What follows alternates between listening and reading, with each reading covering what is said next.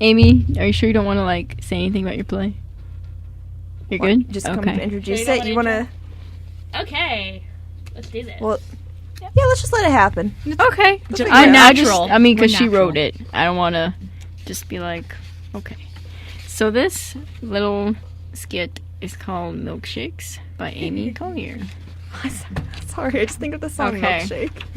I just think about food because I could really go for one right now. That sounds good. All right. Georgia, you can read a narration. Oh, okay. Let's go. Okay. It's a humid summer evening in Little Rock, Arkansas. Sorry. Anna is in the kitchen making milkshakes for her and her girlfriend, Jasmine. Both are in their early 20s. Okay. Come on, you stupid machine! Work! Everything okay in there, Anna? Yeah! Are you sure you don't need me to help? Positive. It's not that hard to make a milkshake. Whatever you say, dear. The blender starts again. A minute later, Anna lets out a scream and the blender stops. Anna, what is it?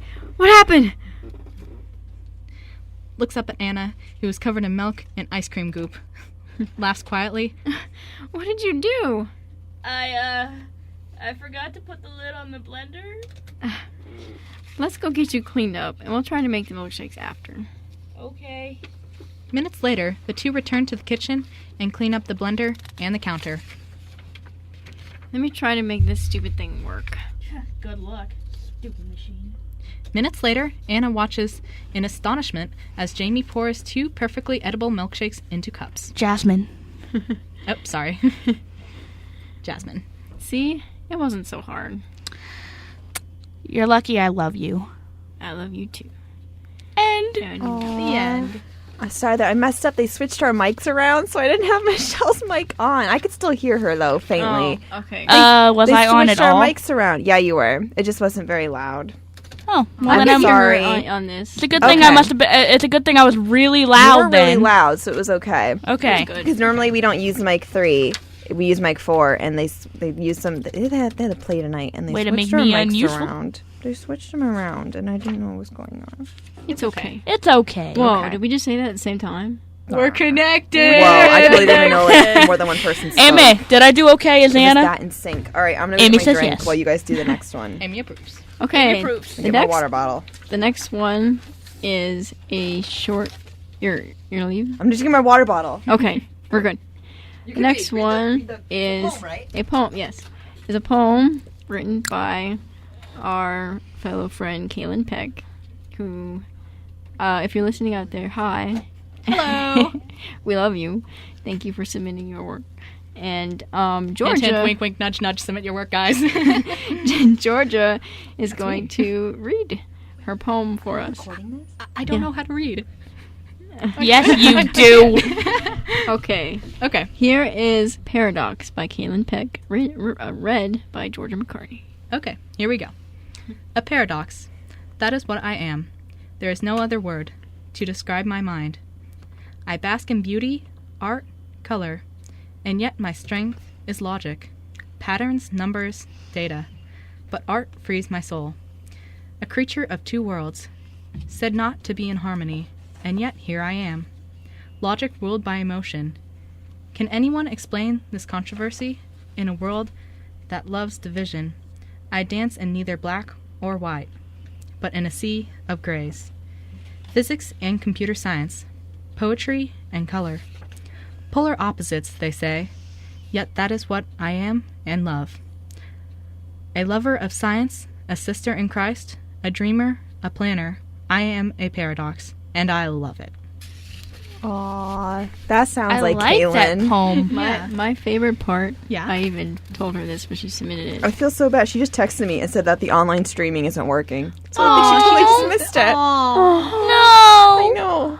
We'll send her the recording. Terrible. We'll We send her will. the recording. We got Also, this. we love you, Kaylin. So what's your favorite part? My favorite part is, can anyone explain this controversy in a world that loves division? I dance in neither black or white, but in a sea of gray. So That I'm just was a like, really I'm good just like, one. whoa. Whoa, dude. it's very Whoa. good. Sweet. Whoa. Very It is good. mind equals blown. So you can put this back in the binder. All There you right. Now Oh what my are we doing gosh. go. Next is Which one comedy, guys. Okay. Oh, we've got Comedy! next? Wait, which one is it? 'Cause I don't know if this is the right order. Mistakes. Oh, it is? Okay. It is. I fixed it for you, because... Oh, thank you. Yeah. Okay, this one... We finally have something that isn't going to make you I have cry. to get this. Hold on, let me get my sound effect ready. Okay, you want to introduce your play? Laugh so hard you cry. Okay, I just want to say something. I laughed really hard reading this because I feel so bad because we had such depressing stories since we got on here, and we need something to make you guys laugh. So, true that. And putting George and Michelle together is just hilarious in itself. It really is. So you guys wrote it. I'll narrate it for you guys. They're reading as their characters. Say something about it, guys. Let's introduce it. All right, remember how last week we had Russel and Kazuo, and we explained how Kazuo is from a world of, like, animal creatures, and I kept mentioning Miko? Well, he's the co-star of this one, I should say. He's the co-star of this one. He's, Who's the star? Who's the star? The other co-star is Russel, again. He's back. Other co-star. He's back for a return. He's back with a vengeance. Oh, God. Anyway, Miko is Kazuo's servant. He basically makes sure that everything in the mansion is, well, protected while Kazuo's away, even though he's not that good of a guard dog. And, yeah, Miko's a dog. But he tries. He tries. He would be like the chihuahua that you kick out of the way, but he'd try his best. Oh, that's but he's sad, got heart. True. Now, our humor story is making us sad, guys. It's not making me sad, but that's because I like Miko. Yes. I like Miko too. He's one of my favorites of yours. That's awesome. Anyway, George, you want to say anything? Yeah, so basically what kind of Michelle said, that this is like Russell coming back to do a follow-up from last week's story. And if you didn't hear last week, Russell is this reporter, journalist guy. He went to this mansion where there was this guy named Kazuo, and he did a report because Kazuo is like this really, really, really rich guy, and he's like, oh, let me write an article on you. And then Russell's coming back with the article he wrote so he can show it to Kazuo. Mm-hmm. Only Kazuo's not home. Yes. Yep. So it gets Miko. Do you want to explain to them the thing you were worried about? Oh, yeah, this is a bit odd for me because I'm writing with a fantasy element, and because, like, Russell, he's secretly a time traveler, and this is where things get weird, and I was a little nervous because I'm like, how are people going to understand time travel? But Russell, his whole thing is he's a time traveler. He uses the journal job as a cover-up. He, like, oh, this house burnt down. He's like, I'll go back in time, prevent it from happening, and, because he can do that, because he's a time traveler. But, so that's... awesome. Oh, thank you. So that's all you need to know about that. And this is really cool for me because these are, like, two of my favorite characters from you guys. Aww. I love these two. Anyway. Okay, so Apparently who's you love playing too. what part? So people know. They're Well, playing clearly their own I'm being parts, Miko. and I'm reading. Wait, say your narrator. name. So Oh, they know. okay. Michelle Houchin is Miko. And Georgia McCartney as Russell Ramiro. And Christina Zorich as narrator. And this is... And I, Beth, will be doing sound effects. Oh, Okay, yeah, go. Yeah, we got sound effects, You're guys. really Yeah. Here we go. Yeah. Okay. This is Mistakes, co-written by Georgia McCartney and Michelle Houchin. Just running. Okay. Russell returns to the Tory mansion, holding a copy of the paper in his hand, and held the article he had written on the owner, Kazuo Utori. Russell figured Kazuo would like to see it, since he was in it at all. It seemed like common courtesy to him. He knocks on the door. Hello? Are you home, Mr. Otori? It's me, Russell, the reporter from last week. Someone can be heard running from the door. Oh no! Not Master's face! He's gonna kill me! Miko answers the door. He's about 5'4" with blonde hair, dog ears, a fluffy tail, a collar, and lots of band-aids. He blinks up curiously at Russell. His nose twitches, and then he smiles up sheepishly at the man upon recognizing him. Oh, hello. I'm sorry, but Master's running a bit late, so he's not home from work yet. You can come in and wait for him if you'd like. He might like to see you again. Sure, I can do that. Everything okay? I heard a crash. Okay, good. Come on in. He stands aside to let Russell in and takes a mortified face at the mention of the vase, his blonde border collie-like ears drooping. Oh, right. Sorry about that. I'll get it cleaned up right away. I swear. He rushes to the kitchen and gets a dustpan in a bowl, and then comes back to clean up the broken vase a few feet away. Thanks. Oh, so it was a vase that broke? I can help you clean it up if you like. I'm not scared of a few shards of broken glass. Oh, no, it's fine. I would never ask a guest at Master's house to help me clean it up. That's just rude. Besides, if I'm lucky, he might be able to fix it. Do you think I could do that? Well, you don't have to ask because I'm offering. Here. He stoops down and starts to examine the bits. You know what? I think we could. It looks like it broke into several large pieces, so you have some super glue. We could just pull this off. Oh no, really, it's fine. I can do it. Ouch! Darn it! He frowns at his knee, having accidentally set it on his shard, and it cut a little. Oh, I hope I don't bleed on the carpet. I'll be right back. He runs off to a little room beneath the stairs and returns a couple new band-aids on his knee. Sorry about that. Oh gosh, you okay there, little guy? That looks like it hurt. Be careful. And really, please let me help. I like fixing things, and we can't have you getting hurt anymore. Oh no, it's fine. I'm used to it. He smiles sheepishly. I'm kind of clumsy. It's a wonder Master keeps me around, really. He finishes scooping up the vase and sets the bowl down on the little table, frowning at it. Well, okay. He watches as the other sets the bowl on the table. Want me to go fetch the glue? Just tell me where it is. No, it's fine. I'll probably just tell Master I broke it and then ask him what he wants me to do. He might get mad if I glue it. I'm not sure why he would, but it could happen. So, you're that reporter from last week, right?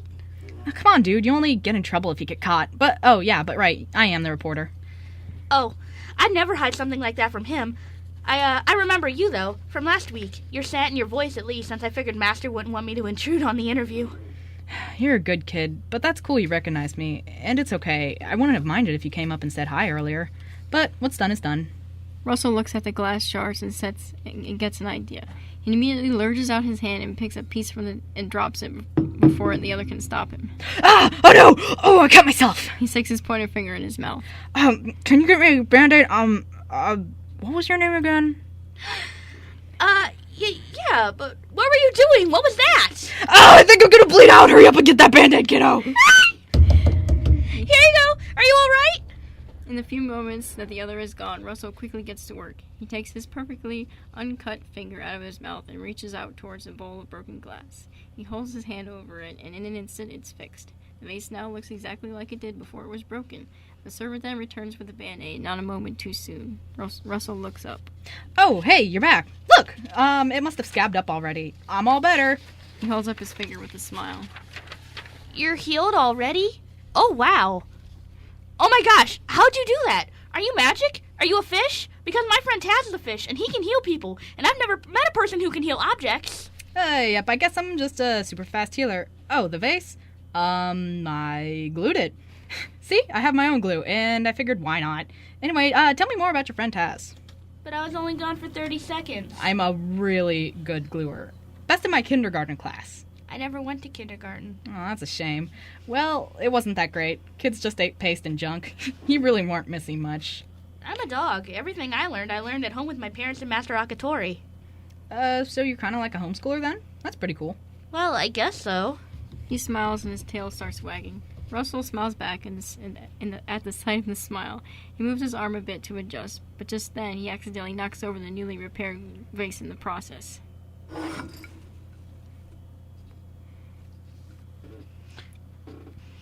Oh, okay. Just keep narrating. Yeah, I'll narrate. Sorry. Russell immediately dove for the vase.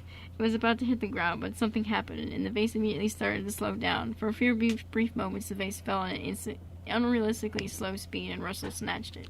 He then places it on the table. Ooh, gosh, sorry about that. I'm a bit clumsy, too. I knew it! You are magic! Are you a wizard? A wizard? Dude, I wish. But I'm not a wizard. I'm a journalist. A wizard journalist? How awesome would that be? But I'm not a wizard. I'm just a really good catch. But I just saw you do magic. Good reflexes aren't magic, bro. Just awesomeness. But it slowed down. It was all in your head, kid. I already told you that my friend can heal people, so it really doesn't matter. But if you want to keep it a secret, then that's okay too. I won't tell Master. Okay, you got me. I mean, I do prefer to keep it a secret, but whatever. You already know magic exists, obviously, so I kind of did do a little magic back there. I'm actually kind of a time traveler. Chronomancer is the better term, though, since I do all sorts of things with time, like slowing down time for a vase before it hits the floor, or reversing time for the same vase to return it to a previous state. Whoa, I think you just blew my mind. That's awesome! So, if you ever said something stupid, or did something you regret, you could go back in time and stop it from having happened? Thanks, kid. Kind of. I mean, I could go back in time to prevent something like that, But going back in time requires a lot of energy, and it does have its repercussions, so I try to only do it for the more serious stuff. Slowing down time and reversing time for objects is very simple, though. I do it all the time, especially when my soup is too hot. All I have to do is speed up time for it, and boom, it's cooled. Oh, okay then. That's a good point, though. Who knows what else could change if you changed one moment? Yeah, really. I got lectured about that all the time from my teacher. He was all, don't mess with the past. I tell you, cheat on a test one time using magic and you never hear the end of it. Wow. So many cool people in the world. I know. It's fun being a journalist, too. I get to meet all sorts of people this way. I bet. I'm happy just being a servant, though. I'm not very good at it, but it's what I like. Good. Go for what you like. I mean, honestly, I'm not that great of a time traveler either. I mean, you should read about what some of the time travelers did before me. But I love it. I get to help people, you know? Kind of like you do. It's always good to help. But, trying to make someone think they're crazy probably isn't the most helpful thing to do, you know? True. But I've been told to keep my powers on the down low. But sorry all the same. It's just not something I go blurting out on the streets. I mean, think about how many people would want me to win the lottery if I did that. That's true. It's understandable, don't worry. All right. Thanks for your understanding. Shoot. Tell me your name already, kid. Oh, sorry. I hadn't realized. I'm sorry. He smiles and holds out his hand. I'm Miko. Don't worry about it. We all make mistakes. Tell me about it. His ears perk up and he looks at the door, tail starting to wag at 1,000,000 miles per minute. Master's home! Come on. I'm sure he'll be glad to see you. The end. The end. Oh, that was so cute. Oh, thanks. Go get the Band-Aid, dude. I know, you guys read it, like, so well. Like, it's hilarious. Oh, thank you. Jamie needs to be the narrator because I'm terrible. By the way, just so you know, because... Jamie's voice. Oh, sorry. Oh, God, no, I just love her voice. Yeah. Just so you know, after after we were done writing it, Georgia asked me how old Miko was, and I said 20. Apparently, he just gives off this little kid vibe, so Russell has the nickname of Kiddo for him now. It's cute. And Russell's like 28. There's only like an 8-year difference, and he's like, nah, that's a kid. That's a kid there. That's a kid. Yeah, he'd probably call a 26-year-old a kid. Just because he's like that.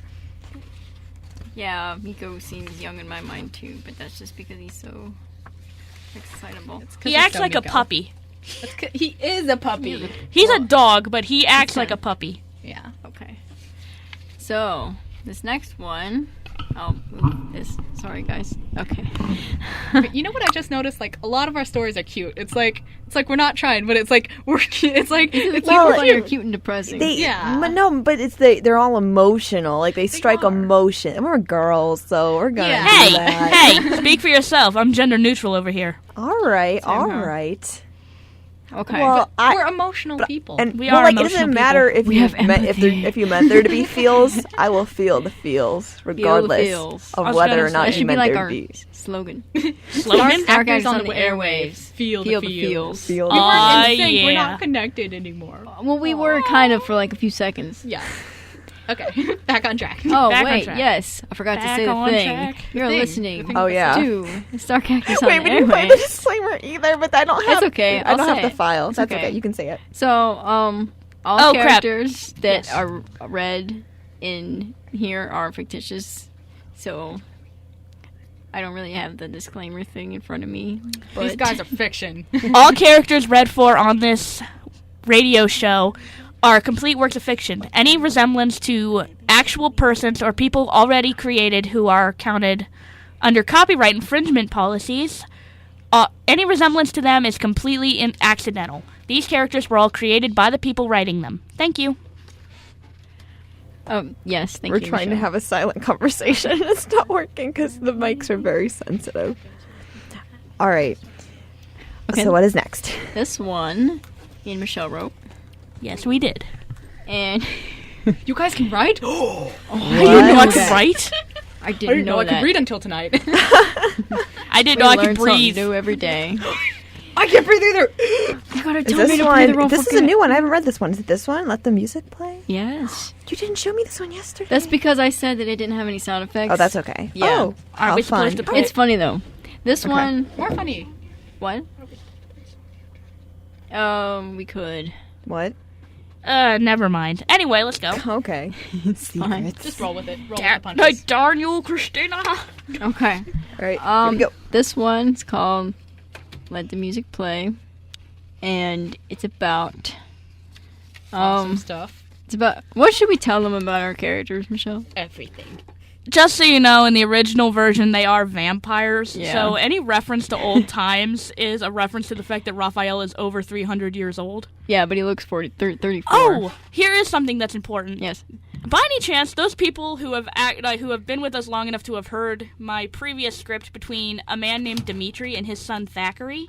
I was there. This is Thackery. He's come back, and he has been aged up to 17. Yes. This is the same kid, different age. Yes, and Raphael is kind of like his uncle. It's a but surrogate not. uncle. Yeah. He A just what? treats him like an uncle. He's not actually his uncle. He's just a surrogate uncle. Oh, okay. Yeah, and Raphael loves theater. And So does Thackery. we have a guest outside. Oh, it's Wilma. Wilma, shout out. Here we go. Wilma. Hi. Shout Wilma's out to awesome. Wilma. Okay, but Thackery is also highly involved in the theater, so this is like a bonding moment for those two. Yes. All right, I'll just read the first narration at the very beginning. So this is called "Let the Music Play," written by myself and Michelle Houchin, and we're reading for our own characters. Here we go, everybody. Oh, yeah. Okay. Raphael just started a radio show. Go figure. And Raphael brought Thackery into the station. All right, Thackery. We're inside the studio now. Don't touch anything you're not supposed to. Actually, don't touch anything at all, unless I tell you. All right. I still can't believe you asked me to be on the show with you. This is so exciting. And the fact that I get to spend time with my favorite uncle just makes it even better. Yes, it is very exciting, isn't it? All right, now the mics seem to be working. Everything seems to be running fine. Aha! I know how to run this thing now. And to think, Thackery, I have my own radio theater. This is a dream come true. I mean, it's not as cool as being on stage, but it really is, isn't it? Don't rub it in. Now, you're going to be a guest on my first show, so why don't you get ready and to introduce yourself? Why don't you, what do you want to tell your listeners? Tell them anything you want, just as long as it doesn't get me in trouble. What exactly could I say that could get you in trouble? Like, are there things that I'm not supposed to say? We already covered not swearing. Yes, but that's more of something that I have to worry about, not you. And, I don't know, just don't say anything stupid. What qualifies as stupid? I mean, according to you, pretty much everything I say is stupid. What I mean is don't go breaking any rules, or equipment for that matter. And for your information, I don't think everything you say is stupid. I think it's silly and childish. That's far different than stupid. Okay, then. What rules? Ugh, the rules I told you about before we got here, like not saying anything that might be offensive to the public. So I'm not allowed to talk about twerking then. Okay, what about gay stuff or cross-dressing? I mean, we're both pretty queer, but some people find that offensive, so am I allowed to still talk about it since it's about me personally? Twerking? What on earth is twerking? Oh, twerking is a dance that's kind of popular with the younger crowd right now. You basically just jiggle your butt a lot. I mean, I would have called it a booty dance, but apparently they needed to come up with a new word for it. You want me to show you? I'm not very good at it because my butt isn't all that big, but you get the basic idea. What on earth is that? That is a dance? That has enough of an importance to have a name to it? I do not understand this at all. Oh, come on, it wasn't that bad. Angeletto probably would have liked it. Do not dare speak to me about Angeletto in context such as that. Thackery, we're about to go on air. Do you really want me to lose my cool before we even get started? Hey, he's my partner. I can talk about him in whatever context I want. And what exactly is it about us that makes you lose your cool anyway? I don't know. Maybe it's because I prefer your innocent side. I don't want to think of you like that. And so young, too. You're as bad as Daddy sometimes. You know that? Worse, actually. He's been getting better about it. Oh, really? Are you saying that your father is better than me? I'm allowed to be protective. In this one area, yes. And I know you are. But how would you like it if I decided that because I see you as my uncle, you're not allowed to be seen as a sexual being? That's not to be discussed, Thackery. We're in a workplace. So? You never want to discuss it, no matter where we are. We usually end up changing the subject. Can you hand me that pen? There you go again. Why do I need to hold the pen? And you know what the word pen makes me think of? You shutting a big part of my identity into one. What? You're putting part of me in a cage, Uncle Raphael. This isn't a play on words, Thackery. Play on words. Oh, I crack myself up. I'm 18. I'm an adult. And in the old times, I would have been an adult by the time I was 14. Yes, but this isn't the olden times now, is it? Is that an insult on my age? No, it was a point on my own. I might not be as old as you, but I have a right to be who I am and sleep with who I want to sleep with. You're right. I'm sorry. I don't want you getting hurt.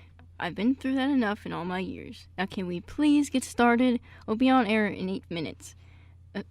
Why is that red light on? Oh, I just got a text from Daddy. It says, "Oh shoot, we're on the air? Oh God, this is so embarrassing." And that concludes our first theatrical skit, The Growing Up of the Youth. We hope you enjoyed it. Yes, the growing up of the youth. That concludes this evening. Have a good night, everybody. Good save, buddy. Don't we have more time to fill? I'm pretty embarrassed, especially since Daddy apparently heard at least part of that exchange. But the show must go on? Yes.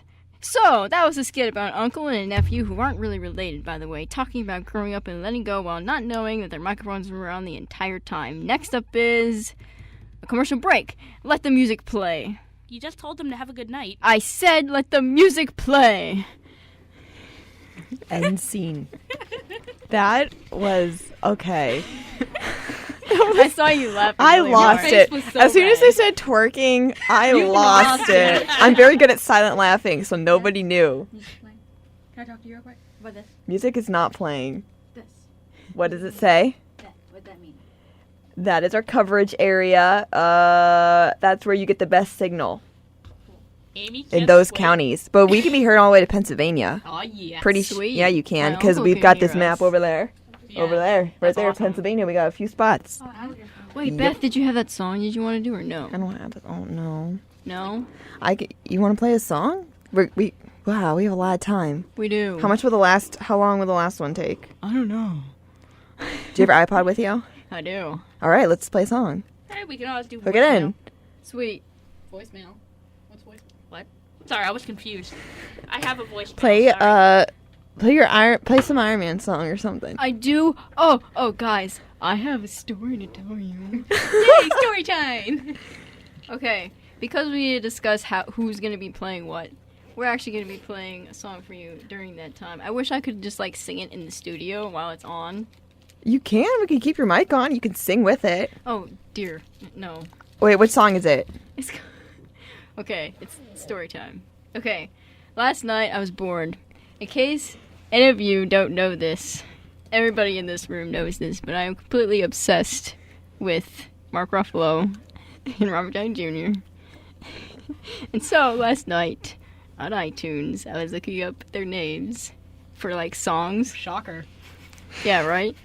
Because I had a couple extra bucks on my credit card and stuff, so I was like, okay, cool. More stuff for me for my iPod, because It's like Christmas. with more me.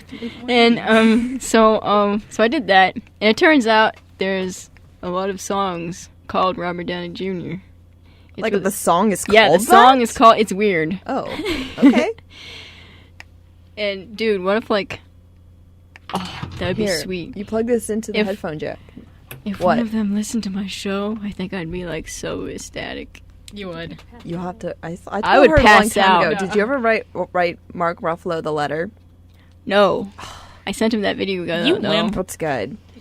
I tell you, because once I have my Lord of the Rings themed wedding, I'm writing a handwritten invitation to every cast member of Lord of the Rings. So I have no problem writing these handwritten letters to celebrities. So you need to do it. See, I've been meaning to Just for the do really, it. really long time. But You know what? I'm gonna write a letter to Tom Hiddleston just to beat you to Just it. do it. And the other No. day, I was on Twitter, and Misha Collins, he's in. I don't know if you guys watch Supernatural. But he's a famous actor, and I just tweeted him, and he actually is one of the people who reads the tweets, and I was just I love you, you're awesome. I don't care. They're people just like us. Yeah. Just talk to Tom them. Hiddleston Just had talk a to him. tweet RP with some guy, and it was the awesomest it thing was ever. pretty sweet. Oh, and I actually made a video and sent it to Mark, and he retweeted it back. It was really cool. I filmed it. So if anybody, I a filmed random the who video. doesn't actually know me and happened to see that video, That was me. I filmed it. I'm Yeah, important. George was the camera person. And when I Yeah. told her about it, That she was story. like, oh, what did he say? That your camera person was really awesome? That's what he said. Yeah, he said, what did he say? Sweet. That's Which one cute. was that? Was that the one I was in? That's the one with the Iron Man doll, and I got really obsessed with Iron Man. And That then, one was Oh, good. I was the person who That made one sure was Tony really was good. standing up straight then. yeah, Michelle did that. You were in that too. So I'm What gonna did he play the say song. exactly? And that was my room you were sitting in. My TV you were watching. Yeah, Mark saw that TV. What we gotta. Mark has seen my TV. What did he say, guys? We gotta. What did he he say? said, he said it's really, funny and sweet. I bet he was just sitting there, like, laughing, like, quietly to himself and being like, what is this? Nice girl. What? Okay, sure. Let's do this. It was sweet. I literally had like an anxiety attack of happiness. I bet that's what he And it was like at 3 in the morning, and the next day was 4th of July, and I woke Wait, up. did he post at 3 in the morning? You Yeah. should send him the So he's Zodiac up at video. 3 in the morning and he just sees this, so he's Yeah, probably really tired. he's probably really And he's probably tired. just like, what is going Well, on? I was up considered too. that he might have been in a time zone where it was like midnight. Yeah, I think Everything it was looks in, like, well. New No, York not that or your something. thing isn't amazing, but everything looks spectacular at 3 in the morning. But your thing is amazing. But that's Dude. when things start looking real trippy. You should try sending him the Zodiac one. Oh my gosh. Do it. I'm so scared to show people that. When you mention the come on. Zodiac, I just think of the, Those are Cheerios. Oh, come on. that, and when you do the thing and the song plays and you rub your hair, that is the best. People Come on, don't know what I'm- we're talking about except for. Oh my god! I'm the serial killer in Wait, that one. I like my eyes are watering. I'm sure your mother is very proud. Well, hey, My mother is post the so videos proud. on the Facebook. It's acting. Got Oh, it. All right. I'm kind of scared. I have to ask. My mother Miranda actually permission. told me she was ask proud. everyone for permission, and then so tell them about the Facebook, and then you can post them on the Facebook. Oh yeah, Stark Actors on the Airwaves has a a Facebook page, run Which by you should me, like, of course, because you like things that are cool. and it's WRMU Stark Actors on the Airwaves. Pretty easy to find. Yeah, that's us. And then we can post maybe some of these things once you get people's permission. We can post some of these videos we're talking about, or Yeah, the songs, so that you're not. yeah, People know. In radio, you're supposed to make the people feel included because people in their car, it's like a one-on-one thing. They want to feel like we're talking to them. yeah. Be sweet. You We're right sorry, there. you people who don't right understand all the there. references. We're really sorry. I want to be your I'm friend. doing this voice.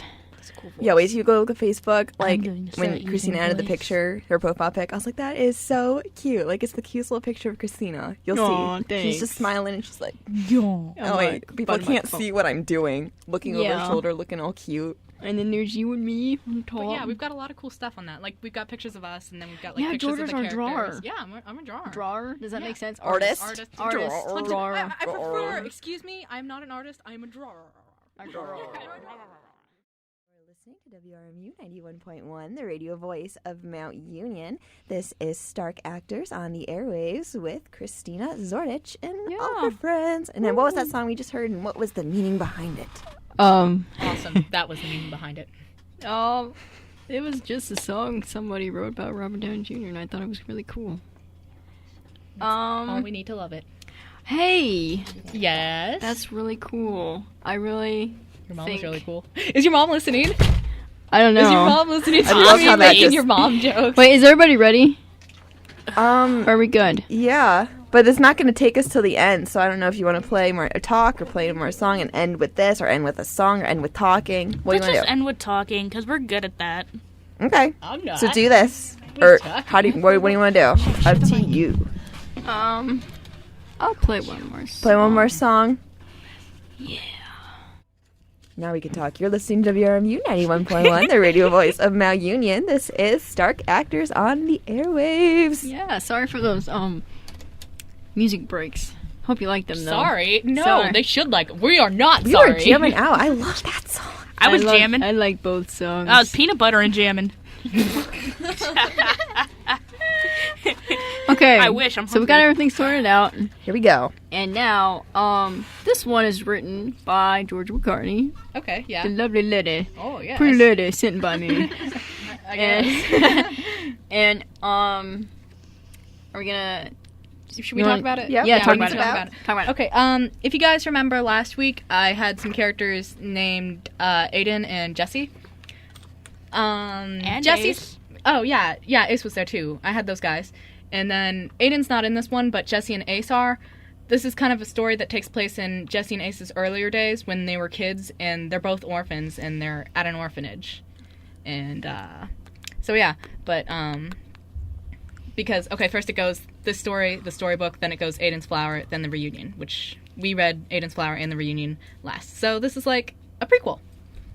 Prequel. Yeah. Yay! All I right, love and Amy is going to read which part again? Marigold. Okay. I'm Beth. I am No, I'm not a narrator. I'm sound effects. Yeah. You are. All right, next. Oh, Christina Zorich reading as Ace. and I'm Georgia McCartney reading as Jessie. And I'm Michelle Houchin reading as Martha. Ooh, Oh, yeah, shout out to Kaylin Peck for naming Marigold and Martha, because I'm like, I want to write this story. I don't know what to name my characters. And she's like, why not Marigold and Martha? I'm like, dude, that's what I want to do. And So- Rita will be the narrator. Rita, say hi. Rita. Sorry, I talked over her whole. I do that all the time. I put Rita's song into so many names. Or no, I put her name into so many songs. I said I put her song into so many names. Whoa. Rita, thank you for coming. It's a joy. All right, let's do this. Okay. Oh, yeah. Here we go. The Storybook by Georgia McCartney. It was her again, wasn't it? The nurse, Martha, asked the other worker at the orphanage, Marigold. Yes, Oh, that wasn't I'm happening. afraid so. Sorry. Continue. The nurse narrowed her eyes. That Jessie girl is a menace. Marigold gulped. Yes, but you know she didn't mean it. The poor girl can't help it after all. The nurse waved her hand. Yes, I've heard all about her. The tragic little girl who can't feel pain. Watch what you say. Jessie was lucky she survived the accident that took her father. It's just a shame the nerves in her limbs are shot now. And as a result, she's busting every kid's lip and leg around here. Look, I feel bad for her, really I do. But we can't just keep letting this slide, Marigold. Something has to be done.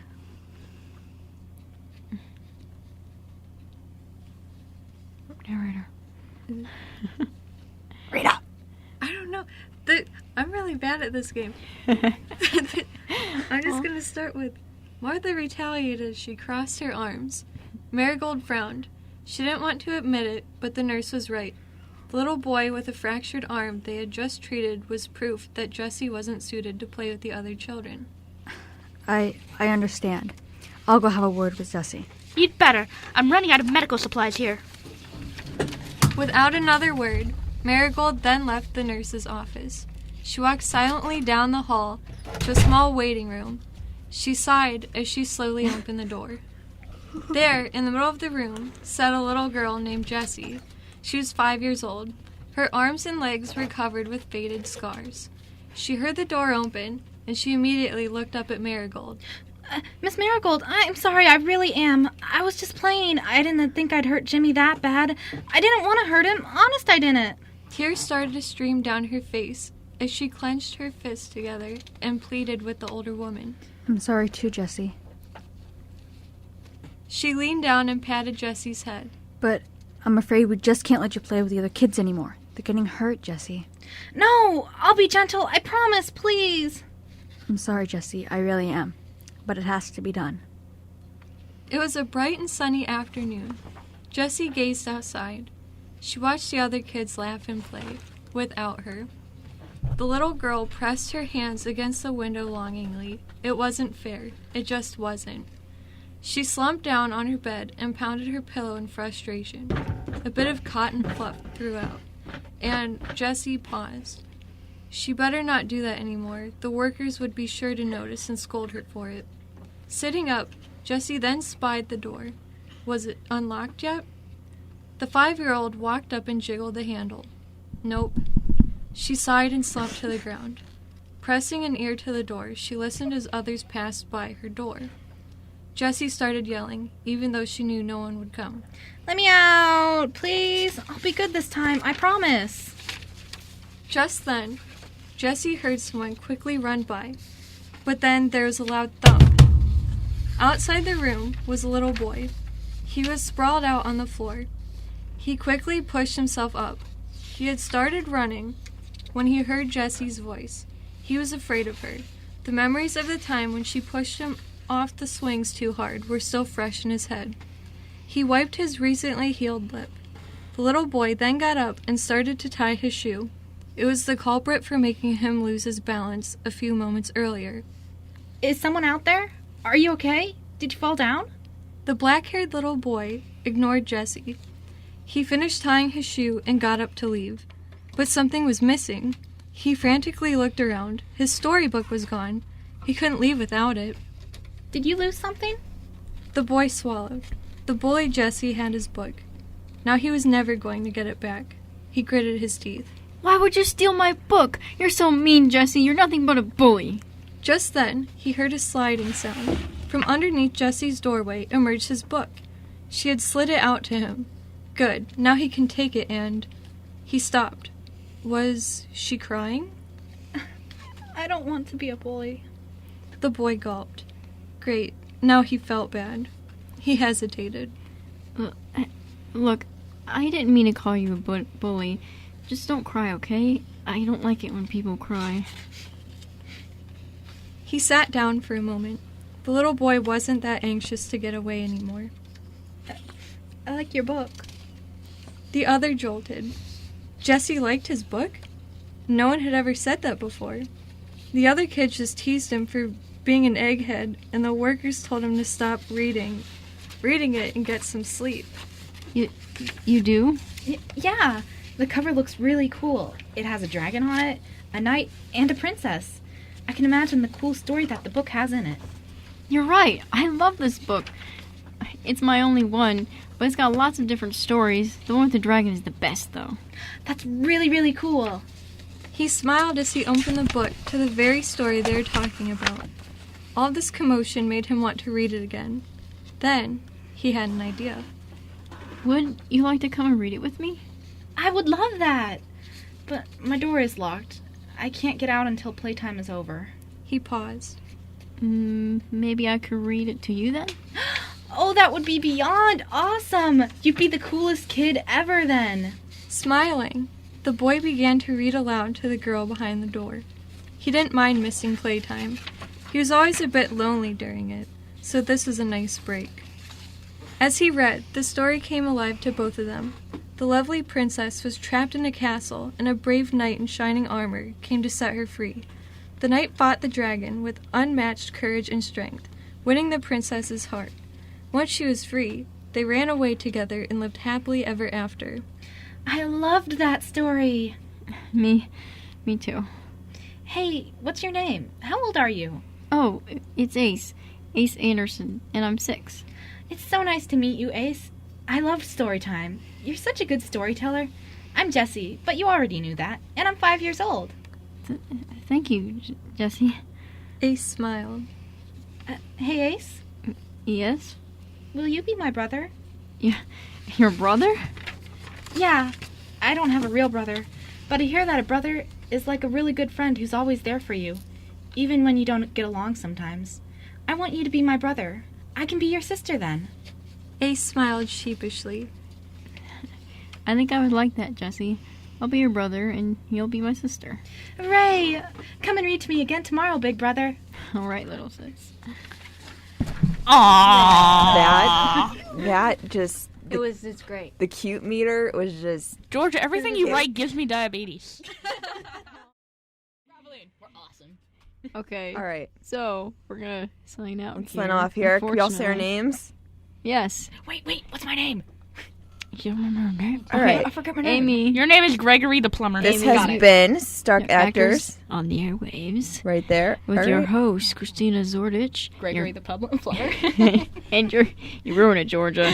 And your co-host. Beth Karapian-Zitch. And our first guest. Amy Collier. And actually our newest guest. Oh, me. Hi, I'm Rita. And our co-host. Michelle Houchin. And our co-host. Coco. Georgia McCartney. Okay. All right. So this has been Stark Actors on the Airwaves. Hope you all have a wonderful night and see you next week. How many co's was that? Co. 5.